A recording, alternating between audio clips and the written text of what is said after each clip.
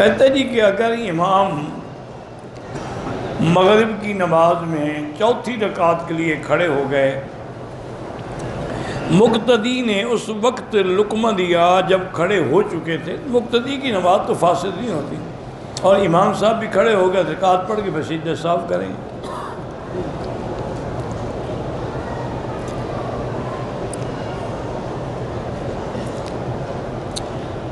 کسی نے پوچھا ہے کہ آدمی کو بظاہر لگتا ہے کہ ان کو زکوٰۃ دی جا سکتی ہے، لیکن حقیقت کا علم تو اللہ کو ہے۔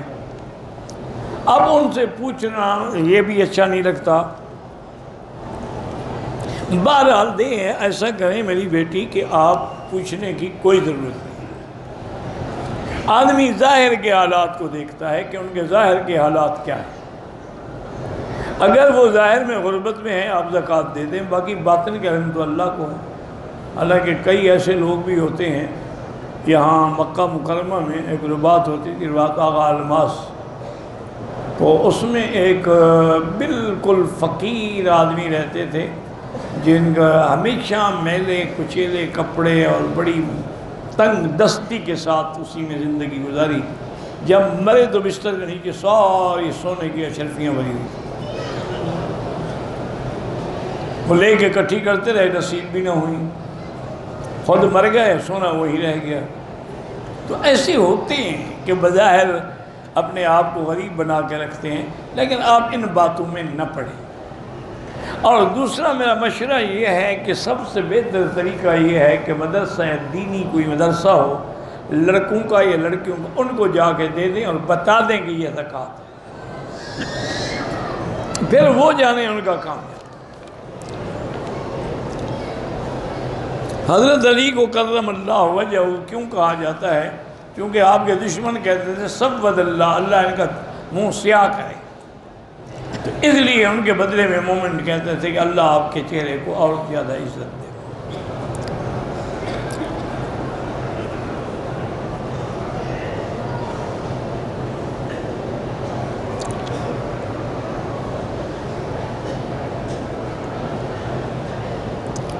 بہرحال آپ کا خاوند ہے، 7 سال سے وہ کوئی آپ کا ازدواجی زندگی بھی نہیں ہے، ملاپ بھی نہیں ہے، اس سے میں 2 دفعہ کہہ بھی چکا ہے کہ تم فارغ ہو۔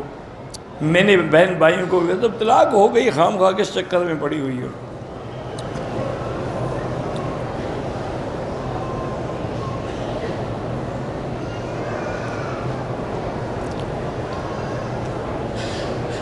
پتہ نہیں آپ کی کیسٹیں اور ائمہ کی کیسٹیں فروخت کرتا ہے، تو پورا مکہ تو حرم ہے نا جی، کہاں جا کے فروخت کرے گا آخر؟ عمرے کرنے سے حج فرض نہیں ہوتا، عمرے کے بجائے جتنے دن مکے میں رہیں طواف زیادہ کریں۔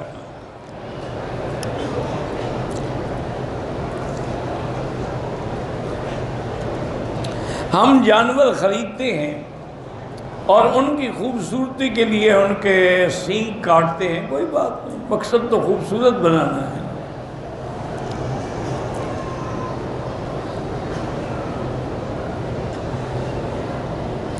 کہتے ہیں کہ پاکستان میں ایک شخص ایک غیر محرم عورت کے ساتھ رہتا ہے، وہ کہتا ہے کہ چونکہ یہ غریب بے سہارا ہے میں اس لیے اس کے ساتھ رہتا ہوں، اور ایک مولوی نے بھی کہا کہ ہاں رہ سکتے ہو، بالکل جھوٹ ہے۔ غیر محرم کے ساتھ ملنا حرام ہے اور رہ رہا ہے، سب جھوٹی باتیں، کوئی مولوی ایسی بات نہیں کہہ سکتا۔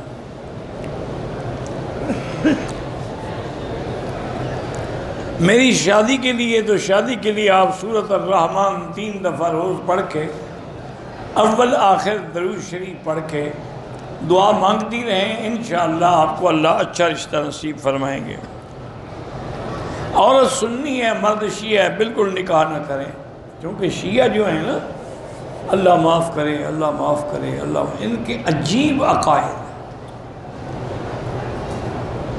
آج ہی میں پڑھ رہا تھا، ان کا ایک بہت بڑا مجتہد گزرا ہے ملا باقر مجلسی، اس نے اپنی کتاب میں لکھا ہے کہ جب حضرت امام مہدی آئیں گے مدینہ شریف تو پہلا کام یہی کریں گے کہ ابو بکر و عمر کو قبروں سے نکالیں، بی بی عائشہ کو قبروں سے نکالیں، بی بی فاطمہ حسن حسین کو زندہ کریں اور ان کے سامنے پھر ان کو مار مار کے رجم کر کے مار ڈالیں گے۔ اب جن کا یہ عقیدہ ہو تو ان سے رشتہ کرو یا نکاح کرو یا شادی بیاہ کرو، کتنا بڑا ظلم۔ حضور فرماتے ہیں قیامت میں اس طرح اٹھوں گا کہ ابو بکر عمر میرے ساتھ ہوں گے، یہ کہاں سے نکالے گا امام مہدی؟ یعنی اتنا بڑا جھوٹ۔ محمد رحمان نام رکھ سکتے ہیں، داڑھی کو کالا رنگ نہ کریں اور جو مرضی آئے کریں۔ اگر جسم کے رگڑ کھانے سے خون نکل آئے، خون اتنا ہو کہ اپنی جگہ سے بہہ جائے، پھر تو وضو ٹوٹ گیا، نہیں تو پھر کوئی حرج نہیں۔ امام مہدی کا ظہور قریب ہے، اللہ عالم، بہرحال وہ آئیں گے، اس میں کوئی شک نہیں۔ ایک تو وہ مہدی ہے نا جو ملنگوں نے بنایا ہوا ہے، وہ کہتے ہیں کہ وہ مہدی جو ہے نا وہ غار میں ہے، اور وہ غار سندیپ کے ملک میں ہے، اور اس غار کا نام ہے سر من رآ، اور وہ چھپے ہوئے ہیں وہیں، اور بی بی فاطمہ کا قرآن بھی ان کے پاس ہے۔ اچھا مہدی ہے چھپا ہوا ہے، قوم برباد ہو رہی ہے، مہدی صاحب چھپے ہوئے ہیں۔ اچھا یہ بھی کہتے ہیں کہ وہ حسن عسکری کی اولاد ہے، اور حسن عسکری فرماتے ہیں میری تو کوئی اولاد ہے ہی نہیں، یہ پتہ نہیں کہاں سے لے کے آئے۔ تو وہ تو ہے جھوٹ، وہ تو کوئی مہدی شہدی نہیں۔ اصل مہدی جو ہے وہ آئے گا، حضور نے فرمایا اس کا نام بھی میرے نام پہ یعنی محمد ہوگا، اس کے باپ کا نام بھی میرے باپ کے نام پہ عبداللہ ہوگا، اس کی ماں کا نام بھی میری ماں کے نام پہ آمنہ ہوگا۔ حجر اسود اور رکن یمانی کے درمیان میں کھڑے ہو کے وہ اعلان کرے گا، پھر اللہ اس کی مدد کریں گے، اللہ کے بلاد فتح ہو۔ کہتے ہیں کہ حرم کے ساتھ جو بڑے بڑے ہوٹل ہیں ان میں مسجدیں بنی ہوئی ہیں، اگر ان مسجدوں سے حرم کی صفیں نظر آتی ہیں پھر تو نماز ہو جاتی ہے، اور نظر نہیں آتی ہیں تو پھر نماز نہیں ہوتی۔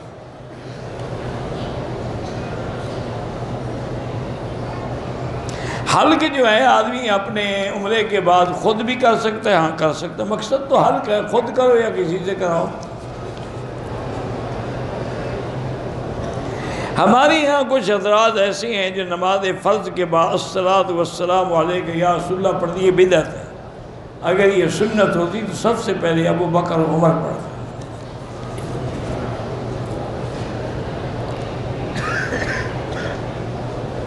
جب ہم جہاز یا ریل گاڑی میں سفر کریں تو جب نماز شروع کریں تو لازماً قبلے کی طرف رخ ہو، پھر اگر ٹرین بدلتی رہے تو کوئی حرج نہیں، لیکن اگر آپ نے شروع کی اور کعبے کی طرف رخ نہیں تھا نماز نہیں ہوگی۔ آپ پوچھ سکتے ہیں، اور آج کل تو خیر مشکل ہے ہی نہیں، باقاعدہ قبلہ نما بنے ہوئے ہیں، اور گھڑیوں کے اندر بھی ہیں، ٹیلی فون کے اندر بھی ہیں، 1 منٹ کھولو سامنے نظر آ جائے گا۔ کفن کے کپڑے کو آب زمزم سے دھونا کوئی حدیث نہیں، نہ سنت ہے، کوئی کر دے تبرک کے طور پہ الگ بات ہے۔ عمرہ احرام پاکستان سے باندھا، ہوٹل پہ آ کے غسل کیا، عمرہ تو جائز ہوگا اگر غسل کیا سادے پانی سے، لیکن خوشبو والے پانی سے صابن سے غسل کیا پھر تو دم پڑ گئی۔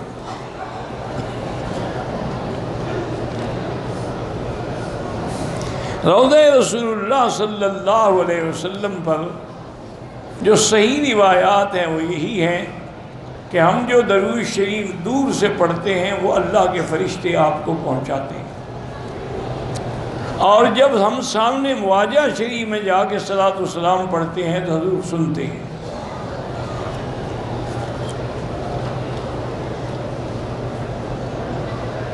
کہتے تھے کہ بیوی اور لونڈی کا ذکر قرآن میں ہے، تو لونڈی کس کو کہیں گے؟ لونڈی اس کو کہیں گے جب کافروں سے جہاد کرو گے، ملک فتح ہوں گے اور ان کی لڑکیاں غلام بن کے آئیں گی، تم پہلے جہاد کرو، انشاءاللہ زندہ رہ گئے تو لونڈی مل جائے گی۔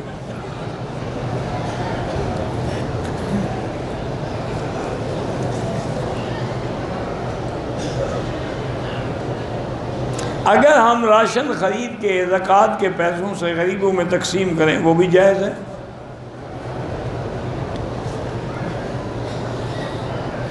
ایک آدمی نے رمضان میں آدھے روزے رکھے ہیں اور آدھے نہیں رکھے، توبہ کرے، روزے قضا کرے۔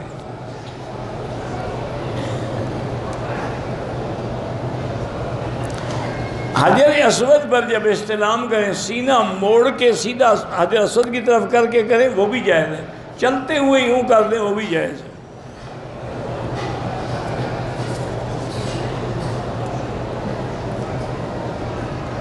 ہم اگر مسجد عائشہ ویسے دیکھنے جائیں اور احرام نہ باندھیں، کوئی حرج نہیں۔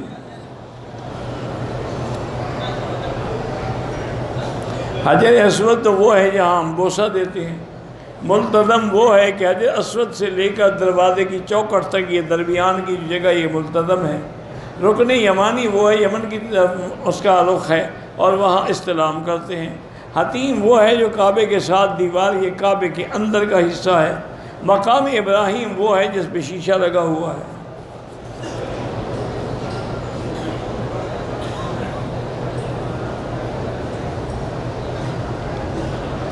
میں نے طواف کے آخری چکر میں حجر اسود کو بوسہ دینے کے لیے کعبے کی جو دیوار میں شیڈ بنا اس پہ پاؤں رکھ کے بوسہ دیا۔ بہرحال یہ بے ادبی ہے، آئندہ ایسا نہ کریں۔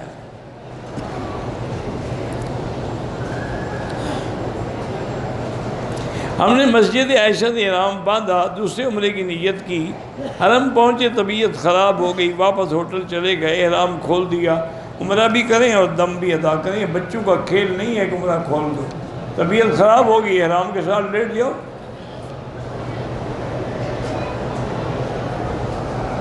میں ایک دکاندار ہوں، شاد اتارنے والے باغوں سے اتار کر لے آتے ہیں، ان سے خرید کر آگے بیچتا ہوں۔ شاد اتارنے والے بغیر اجازت مالک کے فصلوں اور باغوں سے اتارنے یہ ناجائز ہے۔ ان کی اجازت کے بغیر ان کے باغوں سے شاد اتارنا یہ چوری ہے۔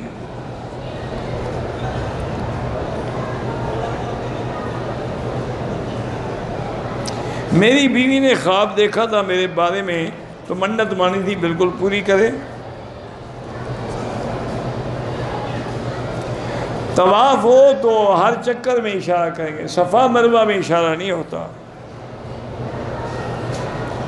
طواف کرنے کے بعد 2 رکعت واجب فوری پڑھیں تو افضل ہے، ورنہ 3-4 طواف کر کے بعد میں بھی پڑھ سکتے ہیں۔ اگر کوئی آدمی معذور ہے یا فوت ہو اس کی طرف سے عمرہ کر سکتے ہیں، یہ نیت ہو کہ یا اللہ اس کا ثواب فلاں کو عطا فرما۔ یہاں آ کے طواف زیادہ کرنے چاہیے۔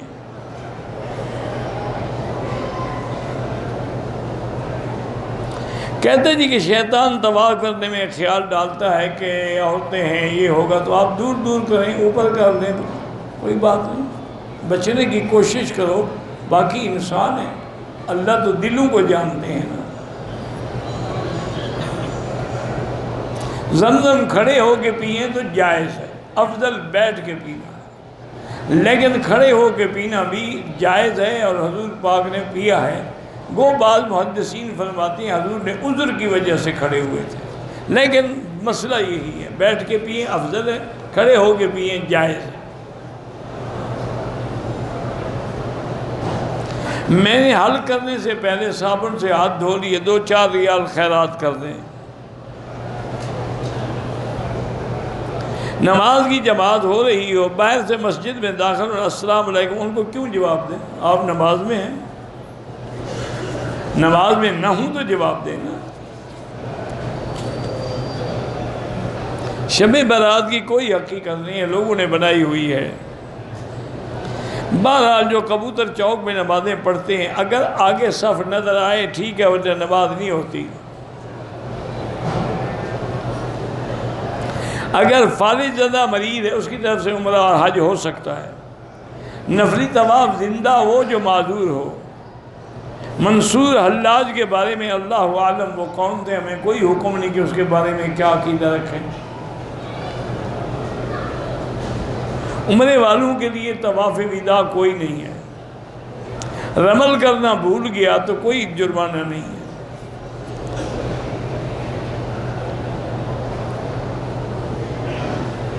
حضرت پیر محمد شاہ صاحب مسکین پور شریف والوں پر ڈاکوؤں نے حملہ کیا، اللہ نے ان کی محفوظ رکھا، آئندہ بھی اللہ قیامت تک محفوظ رکھیں اور ہر شر سے بچائیں۔ یہ میرے تو خیر ویسے بھائی ہیں، دوست بھی ہیں، بھائی بھی ہیں، مسکین پور شریف میں بڑے بڑے بزرگ گزرے ہیں، تو اللہ حفاظت فرمائے، اللہ تمام علماء تمام بزرگوں کی حفاظت فرمائے۔ اگر دوران سبق آدمی کی پشت قبلے کی طرف ہو کوئی حرج نہیں۔ مجھے عرق النساء کی تکلیف ہے، تو اس کے علاج یہ ہے کہ آپ حمام میں جا کے کھڑے ہو کے پیشاب کیا کریں۔ حضور پاک نے اسی لیے کھڑے ہو کے پیشاب کیا تھا، بخاری شریف میں حدیث۔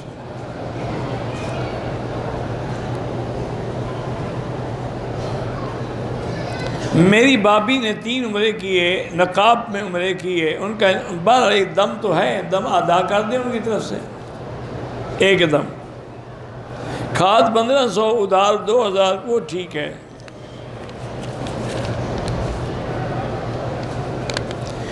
اگر آپ مدینہ شریف جائیں تو علماء میں اختلاف ہے، حنفی اور شافعی تو کہتے ہیں کہ وہ حضور کے روضے کی نیت کریں، اور بعض حنابلہ اور شیخ الاسلام ابن تیمیہ فرماتے ہیں مسجد نبوی کی زیارت کریں۔ تو یہ ایک علمی اختلاف ہے، تو اس لیے اگر آپ مسجد نبوی کی بھی نیت کریں گے تو حضور کا روضہ بھی تو مسجد کے اندر ہے، اس لیے جھگڑے میں نہ پڑیں آپ۔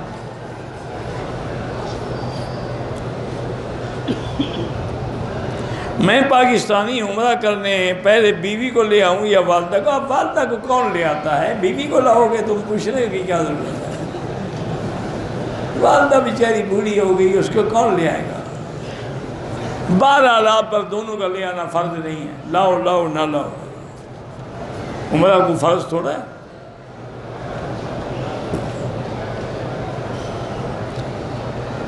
مؤکدہ سنت ہو یا غیر مؤکدہ، پڑھنے کا طریقہ ایک ہی ہے، فرق صرف اتنا ہوتا ہے مؤکدہ کا معنی ہوتا ہے جس کی سرکار دو عالم نے زیادہ تاکید فرمائی، بس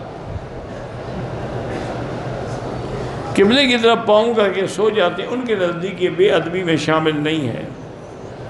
احرام کا کپڑا عمرے کے بعد کس کام میں لگائیں، کسی غریب کو دے دیں، کفن کے لیے رکھیں تمہاری مرضی ہے، اپنی جوتی کپڑے میں باندھ کے اپنے ساتھ رکھیں۔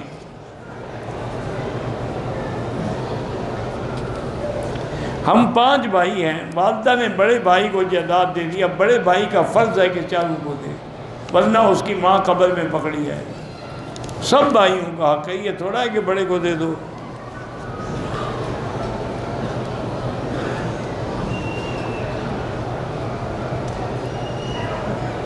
میری ماں اپنے بہنوئی بہن بانجی کے ساتھ عمرے کے لیے آ سکتی ہے۔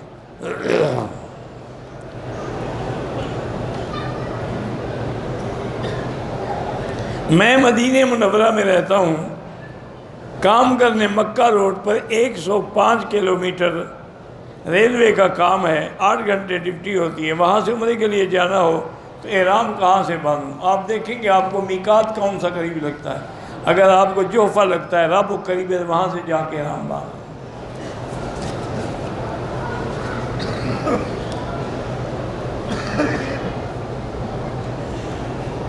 میں نے واش روم بنوائے ہیں، مغربی دیوار پہ شاور لگوایا ہوئے، بابا سب جائز ہے، خام خواہ ایسی باتیں ہیں۔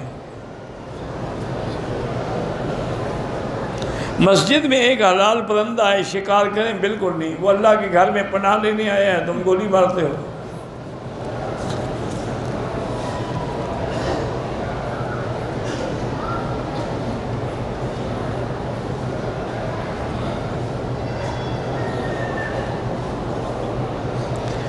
میں انگلینڈ سے آئی ہوں، جو لوگ آپ سے پستانوں وغیرہ کے بارے میں باتیں کرتے ہیں ان کا جواب نہ دیا کریں۔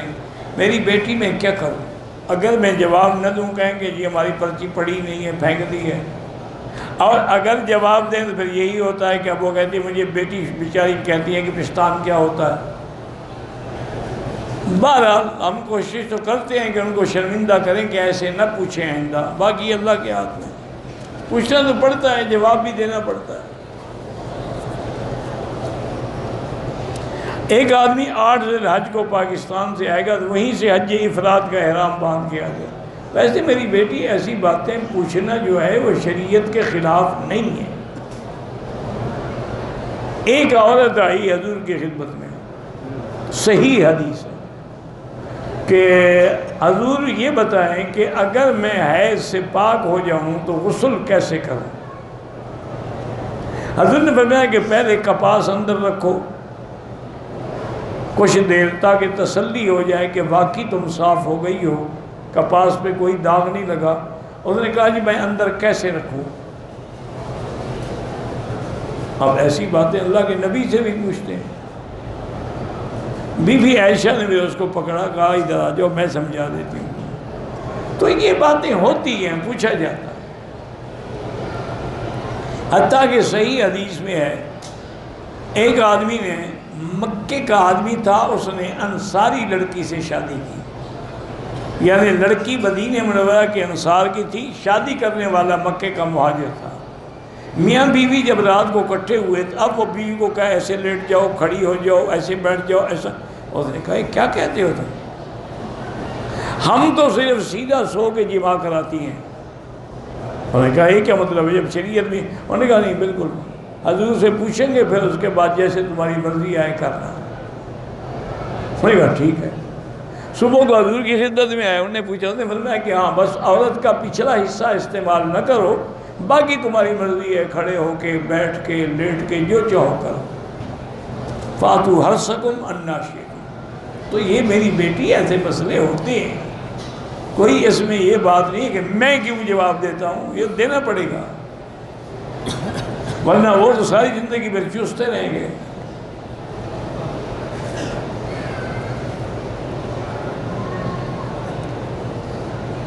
میں نے سنا ہے کہ مسواک جیب میں رکھنے سے کوئی ایکسیڈنٹ کرے تو نقصان نہیں ہوتا۔ چلو جیب میں رکھ کے ایکسیڈنٹ کر دیکھو،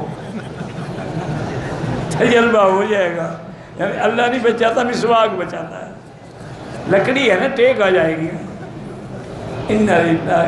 اب ایسے میں میری بیٹی لوگ گھڑتے ہیں مسئلے میں، کیا کروں؟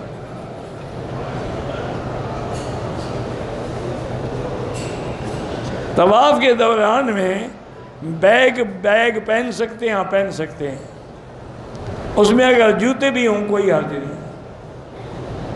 عمرے کے وقت بھی یہ بیگ لٹکا سکتے ہیں؟ ہاں جی لٹکا سکتے ہیں۔ نماز جنازہ کے بعد دعا مانگنا بدعت ہے، جنازہ خود دعا ہے، تو جس مولوی کو نبی کی دعا پہ اعتبار نہیں نا، ہمیں اس مولوی کی دعا پر بھی اعتبار نہیں۔ اذان سے پہلے یا بعد میں صلاۃ و سلام ناجائز ہیں۔ سفر میں قضا نماز ہو تو قصر ہی پڑھیں گے، جیسے قضا ہو ویسے پڑھیں گے۔ میں نے اپنے بیٹے کا نام محمد رکھا ہے، بہت اچھا کیا آپ نے، یہ بہت پیارا نام ہے۔ میرے اپنے اولاد میں الحمدللہ میرے یعنی پوتے ہیں، تو ایک کا نام احمد ہے، ایک کا نام محمد ہے، ایک کا نام حامد ہے، تو یہ تو بڑے محبوب نام ہیں۔ ماشاءاللہ دعا کریں اللہ ان کو صالح بنائے، اور دعا یہ کریں کہ اللہ ان سے دین کا کام۔ میرا بیٹا بھی عالم ہے، دعا کریں اللہ اس سے اس سلسلے کو قائم رکھنے کی توفیق عطا فرمائے۔ ماشاءاللہ وہ عرفات میں حج کے دن پیدا ہوا تھا، یہ اللہ، میں مکے میں پیدا ہوا مسئلے میں، وہ عرفات میں پیدا ہوا۔ یہ اللہ کا ایک نظام ہے، عالم ہے ماشاءاللہ، بڑا اچھا خطیب ہے، بڑی اچھی تقریریں کرتا ہے، لیکن ابھی ادھر دماغ نہیں آ رہا۔ بلوچ آدمی ہے نا، میرا بھی کافی دیر بعد آیا تھا، تو دعا کریں اللہ اس کے دل و دماغ کو بھی حرم، دعوت، دین، کتاب و سنت کی طرف پھیرے اور یہ کام کرائے۔ ویسے تو الحمدللہ وہ کتاب و سنت پہ پڑھتا ہے،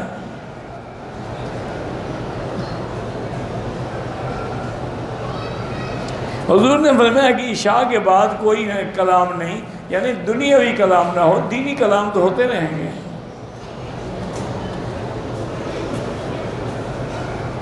یہاں دیکھا گیا ہے کہ ہر نماز سے پہلے 2 رکعت پڑھتے ہیں، ظہر عصر عشاء کی 4 رکعت سنت نہیں پڑھی، ان کے نزدیک سنت ہی 2 رکعت ہے، اس لیے وہ پڑھتے ہیں 2۔ تمہارے نزدیک 4 ہے، 4 پڑھا کر، تمہیں کیا تک جتنا گول ڈالو گے میٹھا ہوگا۔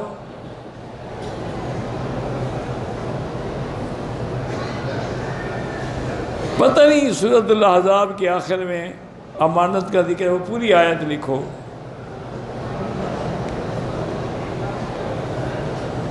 اِنَّا عَرَضْنَا الْأَمَانَةَ عَلَى السَّمَاوَاتِ وَالْأَرْضِ وَالْجِبَالِ، وہ تو قرآن ہے۔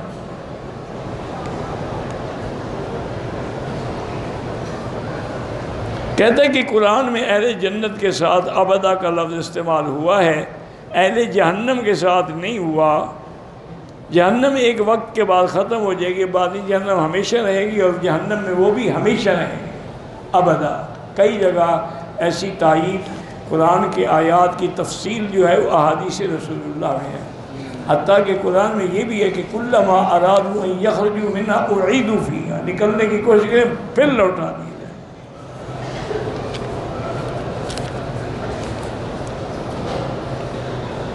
اگر اس احرام کے حالت میں وضو اور استنجے سے فارغ ہو کے صابن سے ہاتھ دھوئے، صابن میں خوشبو تھی تو 2-4 ریال خیرات کر دو۔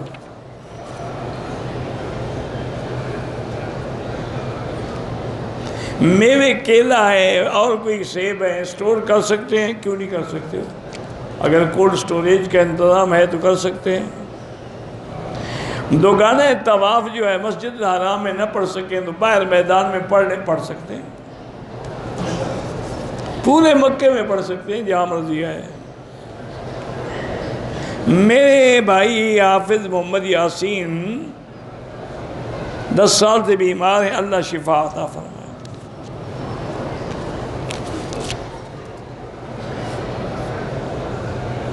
میرے چاچا اور میرے عبدالرزاق عبدالعزیز جو ہے بیمار، اللہ شفا عطا فرمائے۔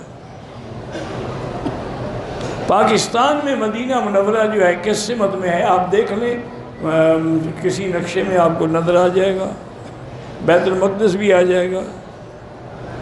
میرا تعلق سید فیملی سے ہے، ایک صاحب نے کچھ رقم دی، اس رقم کا کھانا غریب لوگوں میں صدقہ فرمائے۔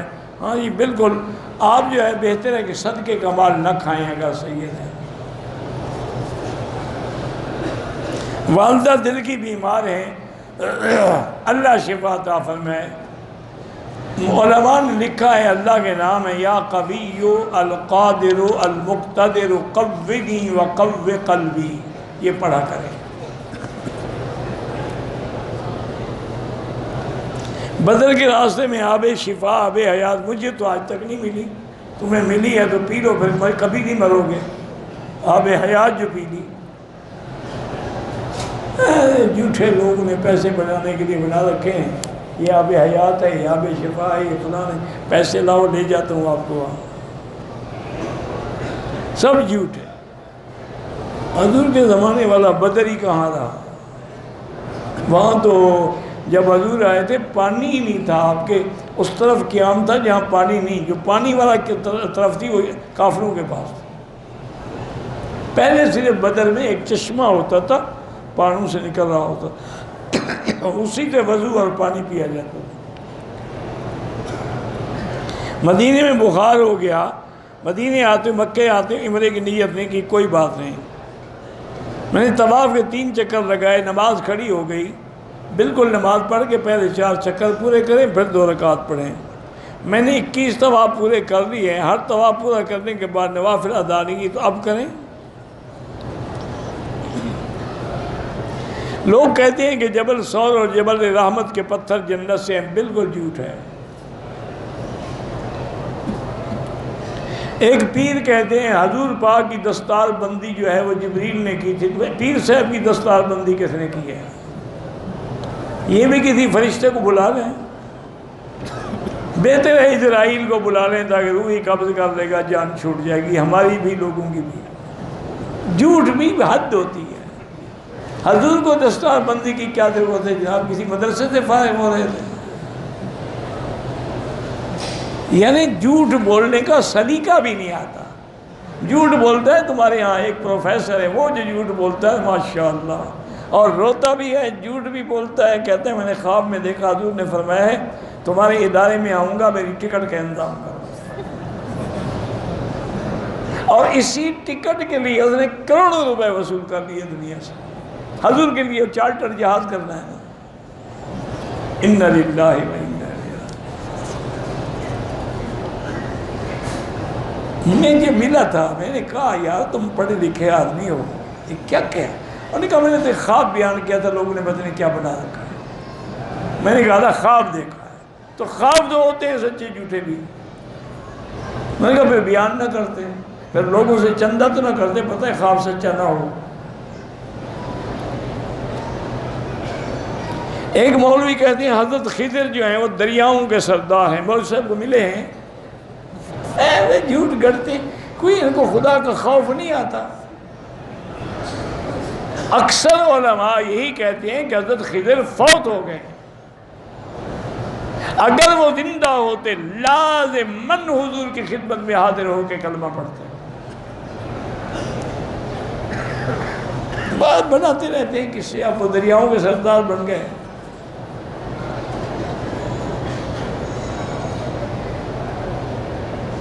نماز اکیلے پڑھو پھر بھی 1 لاکھ ملے گا، لیکن بغیر عذر شرعی پڑھو گے تو ناجائز ہے، جماعت کیوں چھوڑو؟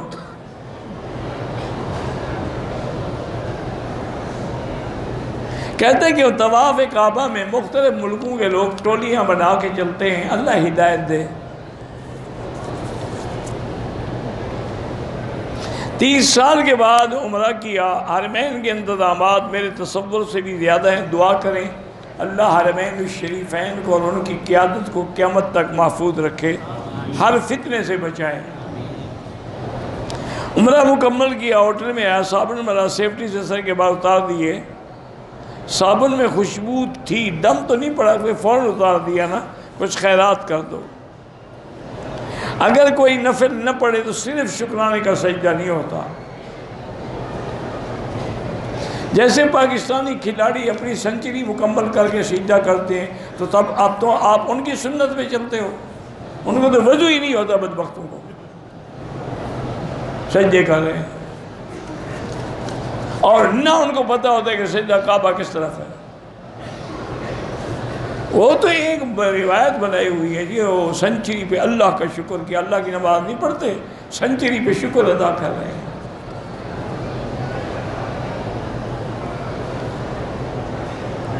میں ریاض الجنہ میں پہنچا، رات کو 2 بجے مجھے موقع ملا، 2 نفل پڑھے، باہر آ گیا۔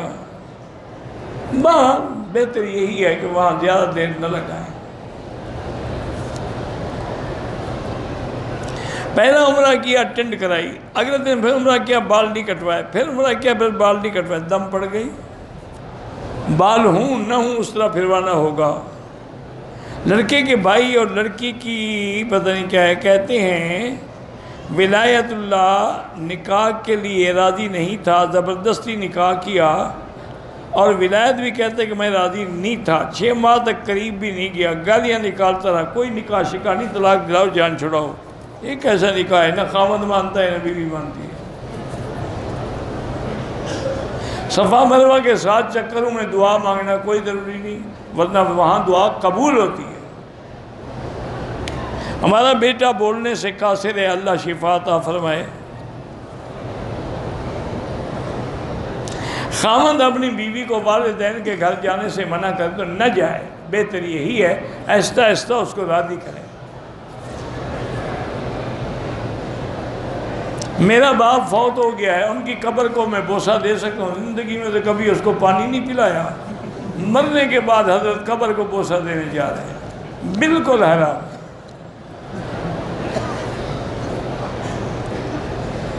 حیدرآباد میں تبلیغی اجتماع ہو رہا ہے، اللہ کامران و کامیاب فرمائے اور ہر فتنے سے محفوظ فرمائے۔ آج کل ہندوستان کا مسلمان بڑے امتحان سے گزر رہے ہیں، کشمیر کے مسلمان امتحان سے گزر رہے ہیں۔ تم مسلمان کچھ نہیں کر سکتے ہو تو اپنے بھائیوں کے لیے دعا تو کیا کرو۔ میرے والدین بیمار رہتے ہیں، گھر میں بھی پریشانی ہے، اللہ پریشانیاں حل فرمائے۔ شادی بھی ہو گئی، اولاد بھی نہیں ہو رہی، سب اللہ کا نظام ہے۔ اللہ سے معافی مانگیں، استغفار پڑھیں اور ہر کام کے لیے 2 رکعت نماز پڑھ کے دعا کیا کریں۔ زندہ کے لیے عمرہ طواف نہیں ہے۔ حضور پاک کے نام پہ عمرہ کر کے ہدیہ کریں، کر سکتے ہیں۔ اگر وضو کرنے کے بعد آدھے گھنٹے کے بعد پیشاب کا قطرہ آ جاتا ہے، ہر نماز کے لیے نیا وضو کرو۔ مثلاً ظہر کو وضو کیا تو وہی وضو عصر تک کافی ہے، پھر عصر کے لیے نیا وضو کرو اور نیچے انڈر ویئر رکھو، جب دوبارہ وضو کے لیے جاؤ تو اس کو دھو ڈالا۔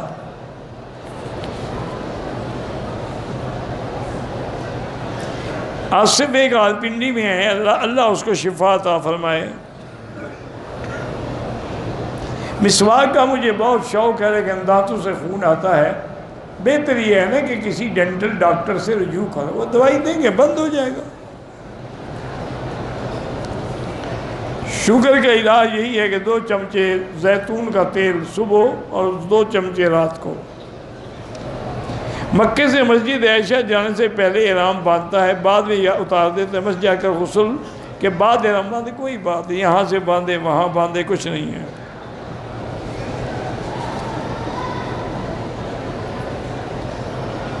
دم اور پتہ نہیں کیا ہے، اچھی دم مانا کوئی ایک بکرا بکری دمبا دمبی دے دو۔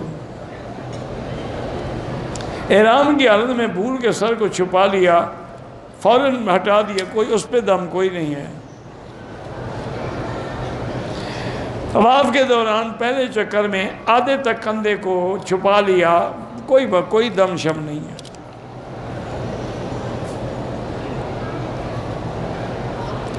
صفا مروہ دوڑتے ہوئے مرد نے اگر چمڑے کے نماز جوتے ہوتے ہیں پہن لیے تو کوئی حرج نہیں ہے۔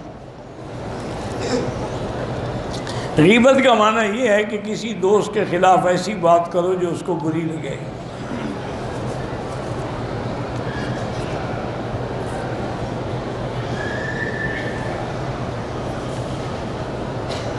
مسجد جلانہ سے احرام باندھ کے جب حالت احرام میں سے کوئی دم نہیں ہے۔ ایک آدمی نے اپنی بیوی کو 2 طلاق دے دی، 20-25 دن کے اندر دوبارہ صلح ہو گئی، بالکل دوبارہ نکاح کر رہے ہیں، 2 گواہوں کے سامنے بیٹھ کے نکاح کر رہے ہیں بس۔ لیکن اب خیال کرنا، اب طلاق دو گے تو 3 ہو جائیں گے، 2 تو دے چکے ہو نا تم۔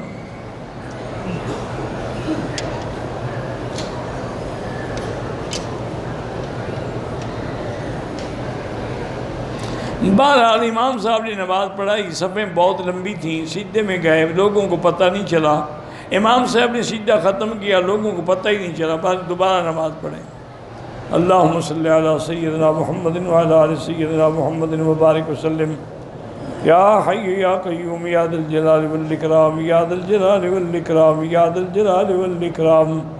اللہم فرج ہم المحمومین، نفس کرب المکروبین، وقض الدین عن المدینین، واشفنا واشف مرضانا ومرضى المسلمين، اللهم ارحم ضعفنا واجبر كسرنا، واشفنا واشف مرضانا وارحم موتانا واستجب دعاءنا ولا تخيب رجاءنا برحمتك يا ارحم الراحمين۔ اللهم انصر الاسلام والمسلمين، اللهم انصر المجاهدين الذين يجاهدون في سبيلك لإعلاء كلمتك، اللهم اهلك اعداءك اعداء الدين، اللہم انزل علیہم باسک الذی لا یرد عن القوم المجرمین، اللہم آرنا فیہم عجائب قدرتک، یا اللہ بیماروں کو شفا عطا فرما، یا اللہ بے حیاؤں کو حیا عطا فرما، بے اولادوں کو اولاد صالح عطا فرما، جن کے